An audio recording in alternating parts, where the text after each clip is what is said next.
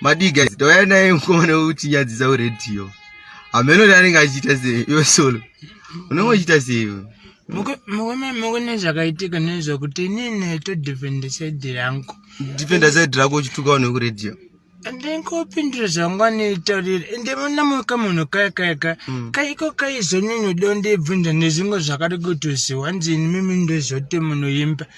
saka ukushingoudza vanhu kuti semukomeseri vanoimba nditi ndizvo nemukoma ayo yakabvunzwa interview andiri yo unodaira kuti ini ndinoimba ndiri artist ndakatanga kuimba pakati kuti kuti unotanzi because munhu kana achitokubvunza anenge achiziva but ada kuti uzivise vamwe iwo akumutanzi kana uchiziziva udza vanhu vacho zviri kwereso musamukoma zvinge zvakazoitika futi nezvekuti kaitoro nochirungu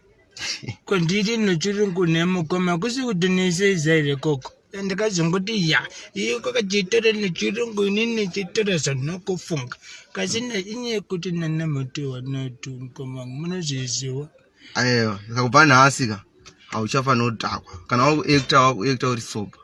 because pese pa ukangotakwa musi wandikumbira ndoda kutengerwa wawa ndakutengera wawa wakupinda muZifm wakunyadzisa vanhu unongochita sei iwe mishadelo kandi zvinoregera kuita zvowawa mukoma patatu toma big friends nezvogobo zvezve inini izvezvo kumwesvika komanhingi kunonzi kune wematanda kune masahwera nechamautenga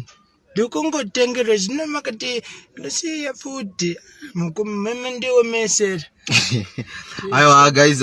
muita sei man mukomana aruramba usiya wawa ameno toita sei naye toita sei namukomana solo uyo atinyadzisa kuredhiyo uyo ndokunga makamuona achitimakisa kuredhiyo toita sei naye uyo hausi panosiya wawa shamari siya wawa